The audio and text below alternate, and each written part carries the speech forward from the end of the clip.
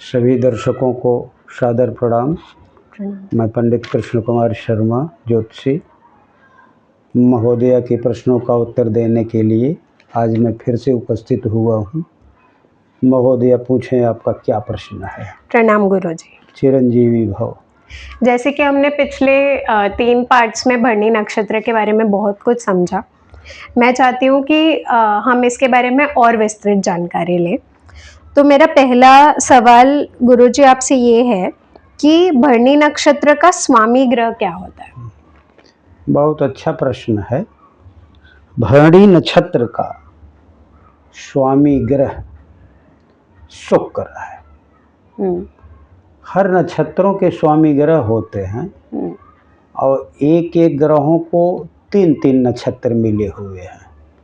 इस प्रकार से 27 ग्रह 27 नक्षत्र 9 ग्रहों में बटे हुए हैं। तो ये भरणी नक्षत्र शुक्र ग्रह के स्वामित्व में आता है। अब शुक्र ग्रह के बारे में थोड़ा मैं आपको बता दे रहा हूँ जी। शुक्र ग्रह हमारे भोग का, विलास का, सुख सुविधा का, दाम्पत्य जीवन को सुखी बनाने का, प्रेम संबंध को प्रगाढ़ करने का, ये हमारा ग्रह है। और इसके द्वारा दुख भी मिलता है, क्योंकि मान लो ऐसो आराम की जिंदगी हम जी रहे हैं। मान लो कार मैं ले लिया, कार कहीं लड़ गई, सोफा ले लिया, घर ले लिया, भूकंप आया, गिर गया। तो इस प्रकार से इसमें सुख भी रहता है और दुख भी रहता है, क्योंकि यह राक्षसों के गुरु हैं। तो जिस भी प्रकार से सुख मिलता है राक्षस लोग लेना चाहते हैं, लेकिन उससे दुखी भी होते हैं। अच्छा। तो ये रह गया हमारी ये भरणी नक्षत्र के स्वामी ग्रह के बारे में बातचीत। ठीक। आगे क्या आपका प्रश्न है? आगे मेरा प्रश्न ये है कि क्या भरणी नक्षत्र के हिसाब से कोई उनके शुभ और अशुभ नक्षत्र भी होते हैं? हाँ, होते हैं। हर नक्षत्रों के शुभ और अशुभ होते हैं। ओके। कोई नक्षत्र तो उनको सुख देता है और कोई नक्षत्र उनको दुख देता है। तो नक्षत्र सुख और दुख नहीं देते हैं। अच्छा। नक्षत्रों के जो देवता रहते हैं वो सुख दुख देते हैं। ओके। जैसे नक्षत्रों के जो ग्रह हैं, वो ग्रह अपने अंतर्दशा में, अपनी विंशोत्तरी दशा में, महादशा में, प्रत्यंतर दशा में, वो जब उनकी दशा चलती है तो किसी नक्षत्र वाले को दुख देते हैं और किसी नक्षत्र वाले को सुख देते हैं। ओके। अब इसका ज्योतिष में वर्णन है, इसको हम नक्षत्र तारा के अंतर्गत जानते हैं। अच्छा।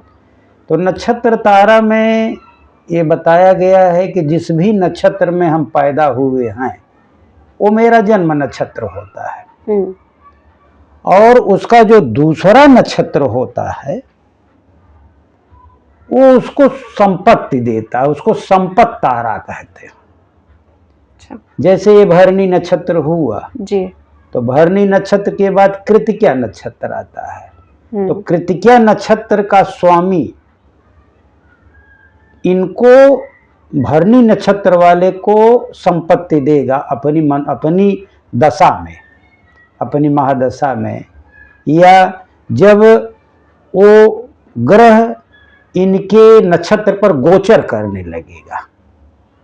अच्छा। तो इस प्रकार से जिस नक्षत्र में जन्म हुआ वो जन्म नक्षत्र हो जाता है।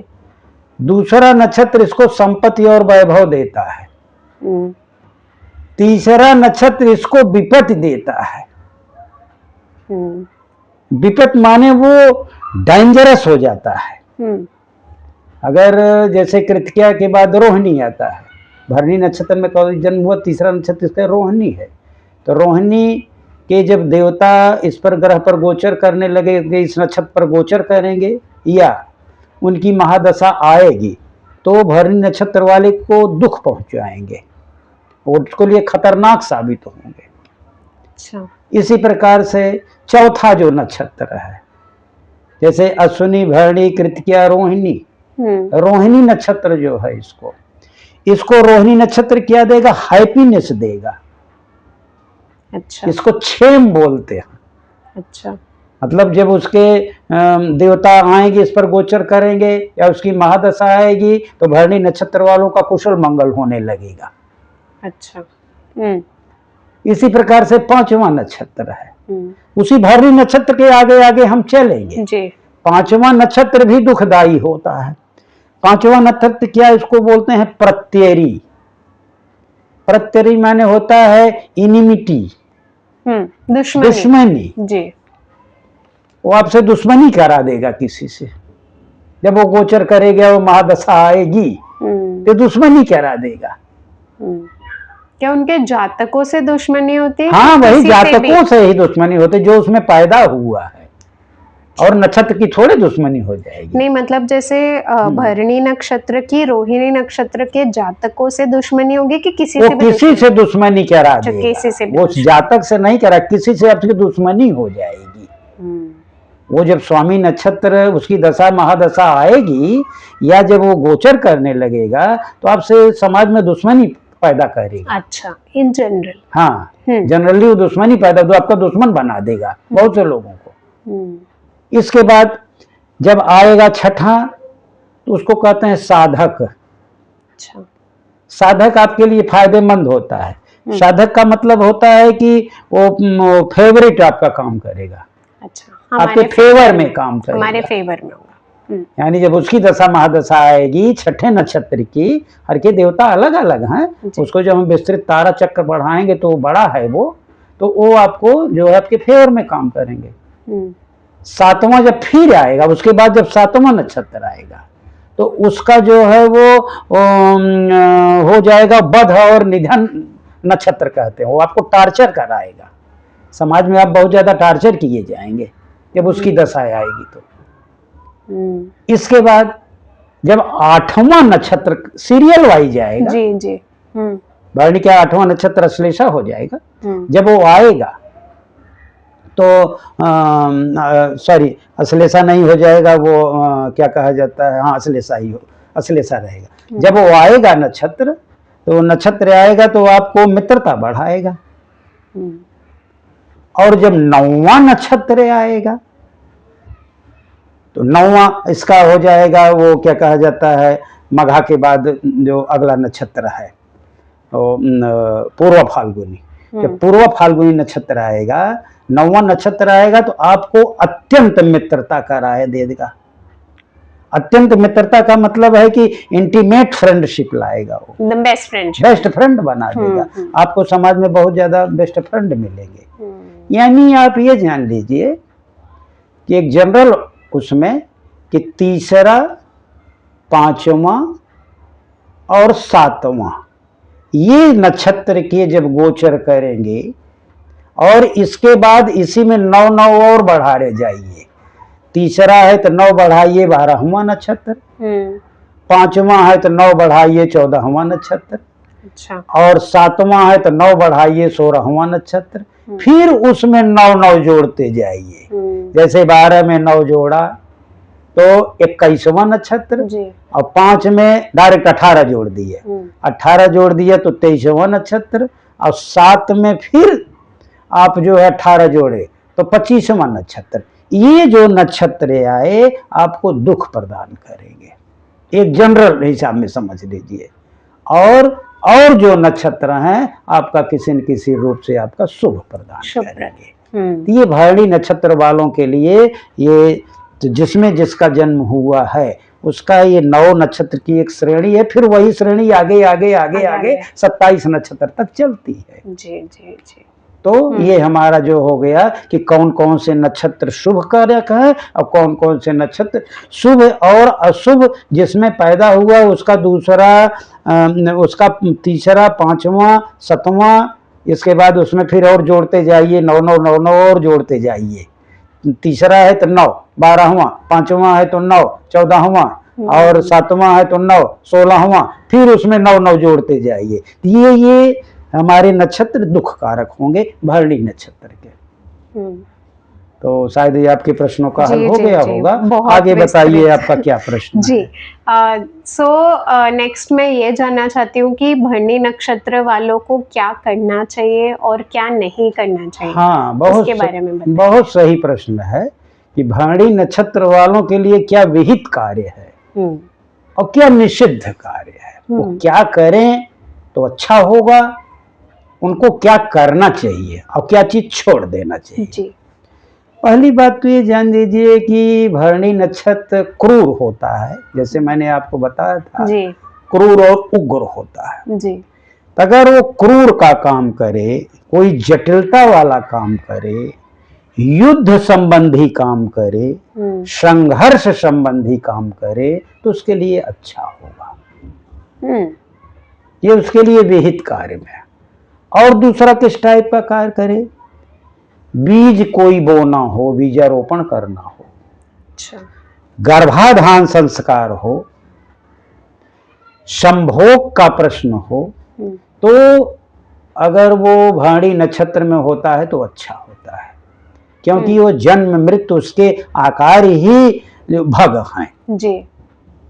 तो अगर वो कार्य करता है तो उसको अच्छा है, ठीक है। और तीसरा आप जान लीजिए कि वो अग्नि पर काम करे, जिसमें अग्नि जलती हो, बिजली क्या काम करे, कोयले में जहां वो बनता है बिजली बनती है वो काम करे, फायर ब्रिगेड में काम करे, तो वो काम के लिए उसको अच्छा पड़ेगा। अच्छा। और अगले में वो कोई आधा अधूरा काम छूट गया है, नहीं पूरा हुआ है, तो भरणी नक्षत्र में अगर वो काम करता है या भरणी नक्षत्र वाला करता है तो काम में वो सफल होएगा।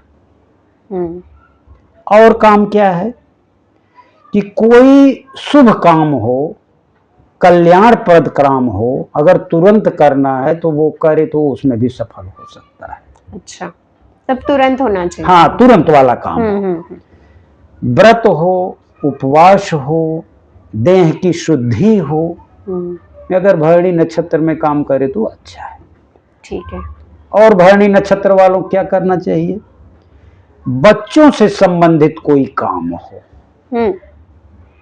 बच्चों के खेल खिलौने संबंधित काम हो, बच्चा पालना घर चलाना हो, तो खेल कूद से संबंधित काम हो, अगर ये काम करेगा तो उसको अच्छा है, ये उसका विहित कार्य है, उसको करना चाहिए जी। इसमें ज्यादा सफलता मिलेगी जी।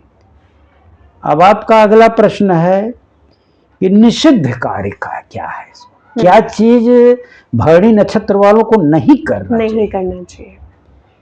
पहली बात तो जान लीजिए कि भरणी नक्षत्र ये दुर्घटना लाता है, व्यवधान लाता है, अनेक प्रकार के बीच में परेशानियां पैदा करता है। इसके कारण अगर भरणी नक्षत्र लगा हुआ है तो आप यात्रा न करें। अच्छा। आदमी जब कहीं जाना होता है उसको दूर दराज में, तो पंडित जी से पूछता है क्या कहीं भद्रा भरणी तो नहीं लगा है।